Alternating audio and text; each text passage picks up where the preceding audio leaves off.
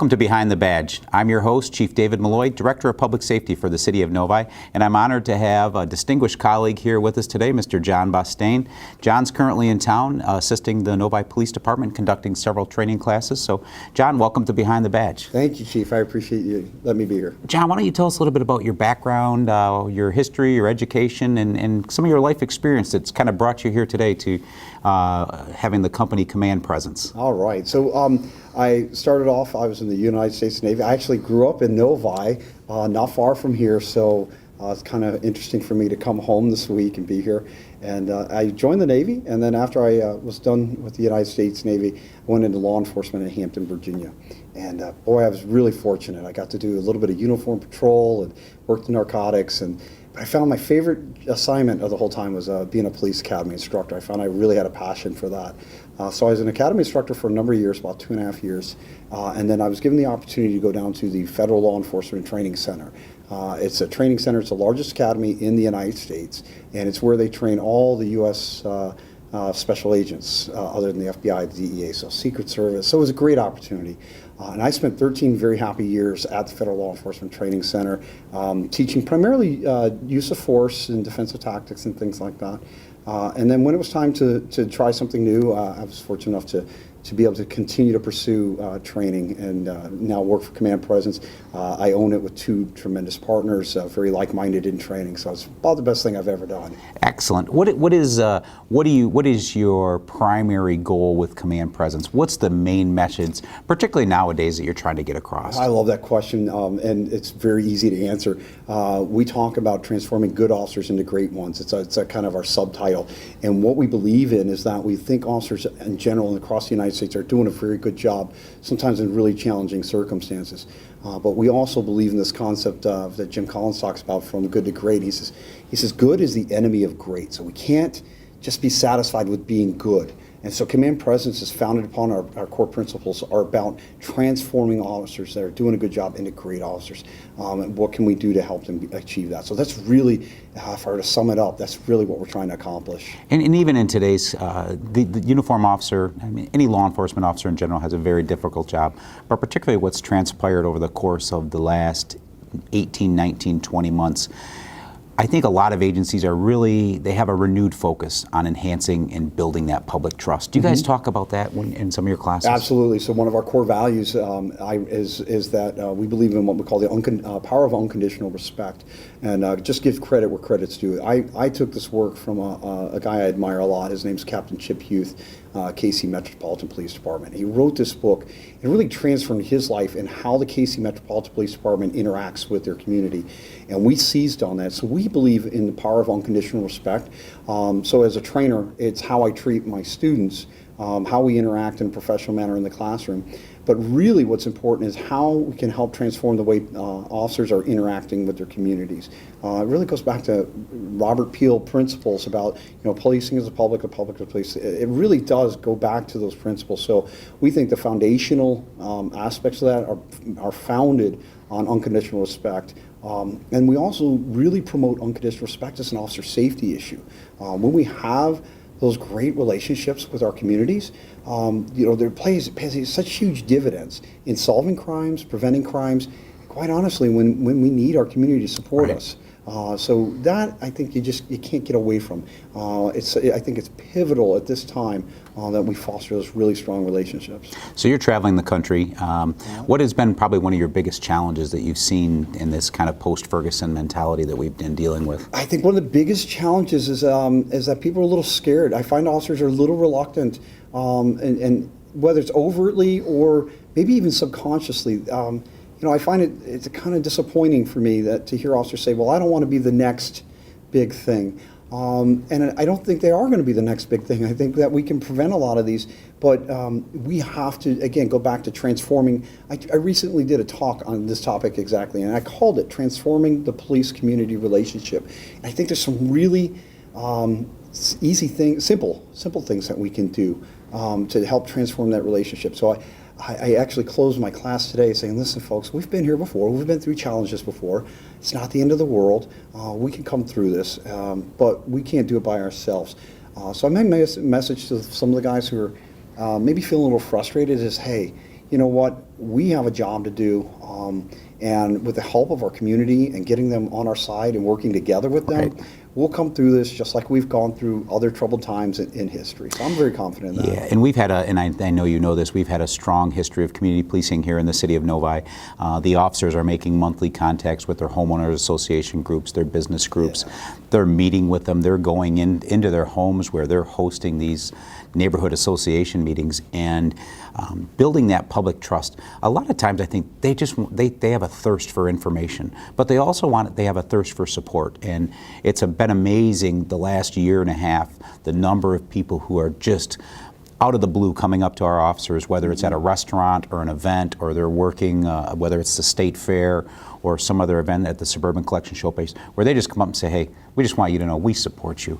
And I think that sometimes gets lost in the national news dialogue that goes on, that we really do have. Number one, we are fortunate to have a great community. I know you've been in a lot of great communities, but we also have the support of our public, I think, based on decades of building trust. Absolutely, and you know, I mentioned the talk that I gave back in November. I really focused on the relationship. Relationships are long term, so this is not, if there is problems in the relationship between the police department and the community, it's not going to be solved overnight. And I think we have to, it takes time to develop a relationship, just like any good relationships that we have with our kids or anything else. But I do think we need to be engaged in our communities. And I hear a lot, and I think it's a little bit of a misnomer, and I like what I've seen since I've been here in Novi. I see a little bit of misnomer of some agencies, well, we need to educate our communities. I'm not so sure that education is the right word, because it sounds like one way. I think what we really need to do is engage people. That means we find out what's important to them. We go to these homes and things like that. We talk to the businesses, and we truly find out what's important. So to me, there's a little bit of a difference between education and engagement. And I also think it can't be a one-off. No. Meaning, I'm a huge fan. I worked Citizens Police Academies when I was with my department. Loved them. I ran a teen police academy. I ran the Explorer program. I had great experiences. But those can't. They have to develop into something. Yeah. I like the concept of catch a cop doing something right. Right. Throwing a baseball, throwing a football. But Absolutely. that has to be the initial step into forming relationships. I think that's what we need to do. So I think engagement is huge. Okay. And then the other piece that I think is we got to make sure that our officers are engaging the right people. And what I mean by that, and no disrespect to the recognized leaders, of a community groups, but I think we need to make an effort. I know that the areas that I policed, the most influential person in that whole neighborhood was grandma, or the coach, or the teacher. So yes, we do have to engage the faith community. We have to engage civic leaders, but I think we need to be very intentional about engaging the other people who are not self-identified as leaders, but who are the leaders in these communities. So I think that's where relationship comes from. That's an excellent point, and I think it goes back to this whole theory. You don't need a title, you don't need a rank to be a leader in a community, and that's excellent. Yeah, so, absolutely. Well, we're going to take a quick break here on Behind the Badge, and we'll be back in a moment with our guest, John Bustain. So stay tuned. Additional resources I get mutual aid from the city of Novi at this time. Well, not everyone can be a firefighter. There's a proud few.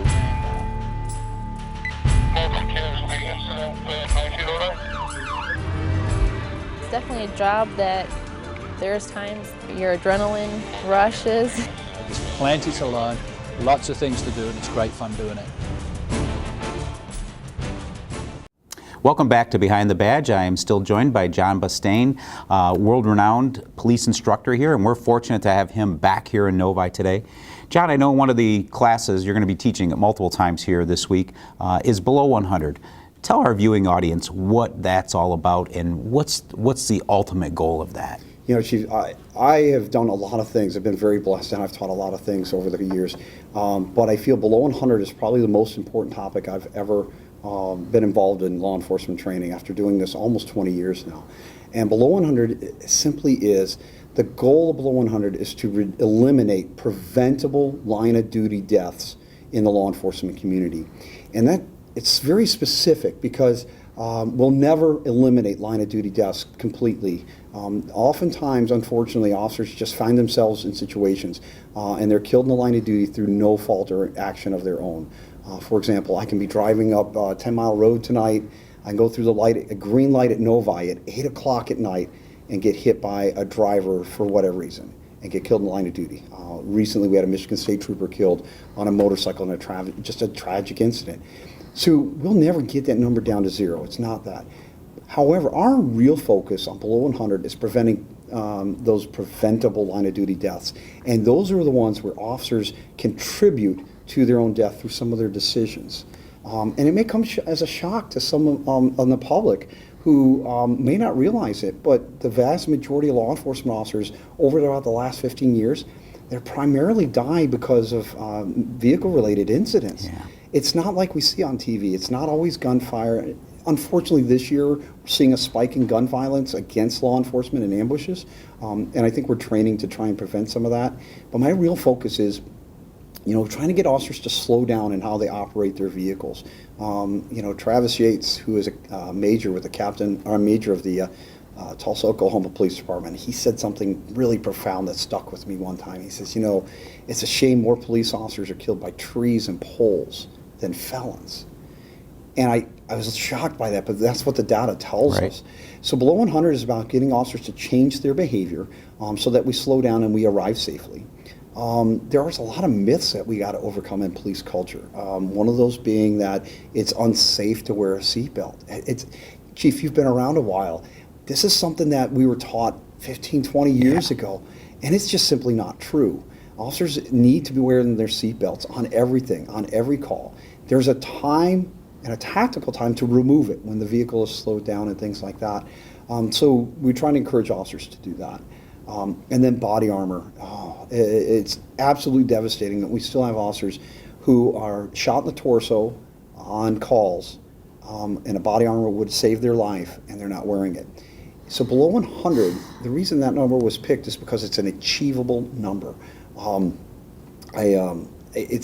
People ask me something. Well, that's your goal? Like, no, that's not the goal, but it's a nice place to get to. Right.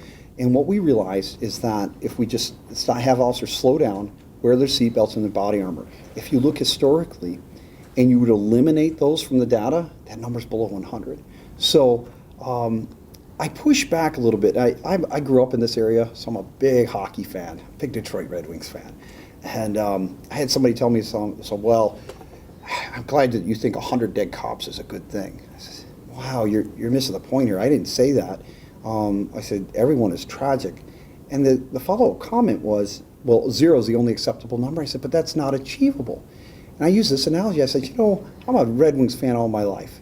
I said, now, I've not played hockey since I was a kid playing pond hockey. I said, now, what are the chances, no matter how hard I work, that I'm going to become the starting center for the Detroit Red Wings? I literally have 0 chance. No matter how hard I work, there's nothing I can do. It's an unachievable goal. So if I say 0 is the only acceptable number, it's unachievable. People don't work towards goals that can't be attained. Correct. Below 100, the data tells us if we would just stop making some of these bad decisions, we can eliminate these preventable line of duty deaths and get below 100 deaths a year. That's a significant number. And by the way, hasn't occurred since World War II. Yeah. Incredible. We've not had less than 100 officers killed since World War II. And that's a sad reality that we talk about during our annual training and during some of our refresher training throughout the year. The officers are constantly reminding. If you traverse throughout the building, you'll see the below 100 signs in their locker rooms when they're getting dressed. And the vivid photos of those police cars literally wrapped around a pole for what? For no reason, because they're not going to be able to provide any assistance in a pursuit or on a hot run or any type of complaint if they don't get there. Right. So that's something that we build into the Corps, and we are really glad and fortunate that you're here to talk about that this week, and not only educate our own officers here in Novi. We've invited hundreds of officers from around the region to come here for this free training that is absolutely invaluable because it can save their life. Absolutely. So when did you start teaching this? Below 100. So it's an interesting story. In 2010, I'm a member of what they call ILETA, International Law Enforcement Educators and Trainers Association. And Travis Yates, again, with a group of people, people were sitting around the table and how are we going to work on these how do we get these line of duty deaths down? And Travis Yates basically at this meeting says, if we could get cops to slow down and wear their seatbelts, we'd drastically cut that number. And so Law Officer Magazine at the time, who was running Below 100, said, well, it can't be that simple. Well, they did the research and found out, in fact, it is that simple. So we started collecting some really compelling videos of officers making decisions that could have been done differently. We have examples from a lady named Kim Schlau from Illinois, whose daughters, her two daughters, Jessica and Kelly, were killed because a state trooper was traveling 126 miles an hour to an accident that he'd already been called off. There's no reason. Yeah. And he drove right through their car. We, as a profession, can't do that. So basically into 2011, I guess it was 2010, 2011, the first Below 100 programs, we first got our hands on a program. And then I was fortunate enough to start training it here, started in Michigan actually, and we trained about 3,000 officers in that one in 2011. Excellent. And now we've got instructors all over the country. In fact, looks like we're gonna bring the instructor program back here to Novi in the fall. Great. To get more people out there promoting this officer safety message. Excellent. We have a very proud tradition, not only of a lot of our community programs, but I will stack our training program. We have an outstanding training program. We invest a lot. Obviously, my role, the safety of our men and women, the care of our men and women, it's my top priority when I wake up in the morning until I put my head on the pillow at the end of the night. And we appreciate you coming here and helping out with that and assisting Sergeant Ray and helping us bring quality training to this region. It's invaluable. Well, it's an honor for me. You know what? I got the best job in the world. Who would have thought? You got the second best. I got the best. Who would have thought, 27 years ago I leave Novi, Michigan. I didn't know. I was going to the Navy. I had no idea. So to be back here doing what I absolutely love, and quite honestly, engaging with police officers on every day, man, it's almost, I get almost giddy. Yeah. I love being able to do it. And I remember an organization I used to be part of says, those who teach learn. So I teach every day, and so I'm in a constant state of learning. And man, you just can't get better than that. Absolutely, absolutely.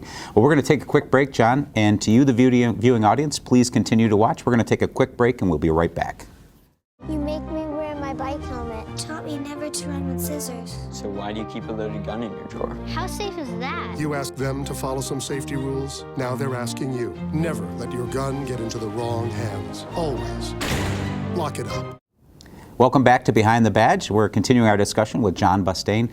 John, you had shared a story with me about an incident that took place that really made an impact on you in your career. Can you tell us a little bit about that? Because I think it's really worth sharing in terms of this whole police-community relations. Absolutely, and I love sharing this story. So it was probably around 1996 or so, and I am working in uniform patrol in one of our housing projects in the city of Hampton. And like a lot of these community housing projects, there was a community center. And so I used to, when I would patrol that area, which was not all the time, it wasn't my normal district, I'd go in and the guys would be in there shooting basketball. So I'm there in full uniform and the guys are shooting basketball, and they were always egging me on, the kids, 13, 14 years old, egging me on to shoot hoop. And I've always have somebody, I'm like, oh, I'm not, I got my uniform on. Truth is, I suck at basketball. I couldn't shoot, and I didn't want to embarrass myself in front of the whole community. So anyways, I'm sitting there, and somebody passes me a basketball. I don't know who did it. I have a suspicion that it was this kid named Dante, but I passed the basketball. I'm standing there. I got no choice now, right? So I take a shot, complete air ball, and they're all snickering and joking around. Somebody passes the ball back to me. This goes on like 10 times. I completely miss. And the kid that was mouthing off the most to me was this kid named Dante.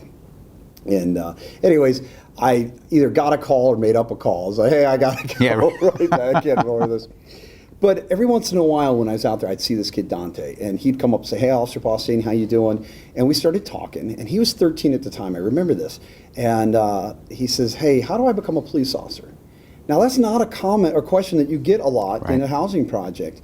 And I said, hey, well, how old are you? He says, 13. I said, listen, Dante, when you turn 14, you come back and see me.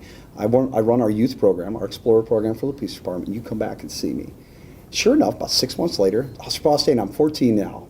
I said, outstanding. I said, Dante, let's get you signed up. And over the next 4 years, Dante and I became extremely close. He worked his way up through the ranks of our Explorer program. If the academy needed role players, he was there. If we needed, similar to a cadet that you might have here in Novi, only it wasn't paid. If we had a community service project, he was there. We took trips together. We went to summer camp. You know, he and I became extremely tight, and he actually became the president of the Explorer Post by his senior year.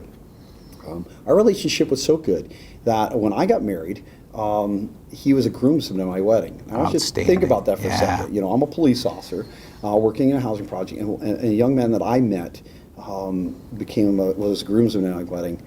And probably even better, when he became a senior and graduated high school, he had 4 tickets that he was allowed to use for graduation, and I got one of them. That's awesome. So we had this great relationship. And, you know, I could say, well, and people always say, well, whatever happened to that kid, Dante? And I didn't realize police officers, being who we are, very cynical. Like, well, they could die in a drive-by or something. No, Dante and I are still friends today. And I said, but now he's a Lieutenant Dante Speller of the Hampton University Police Department. Outstanding. And I said, you know, he also goes by the name of Dad. He's a great sports coach, and he hates when I bring up the fact that you know, he might be watching 60 Minutes because he's still a young guy. He'll call me up and say, hey, I was watching this on 60 Minutes, so if he happens to see this, I'll dine him out again. But, so when I talk about relationship, I mentioned earlier, it's got to be long term. It would have been very easy for me to say, hey, I moved away from Hampton in 2001. I don't know what happened to Dante. That's not true. Right. So relationship, it can't be just a one-off where we're throwing a football or basketball, like I said. Relationship means that they know who you are. You know what, Dante, I remember my daughter being born and Dante being one of the first people to hold her, not at the hospital, but when we got home. Wow.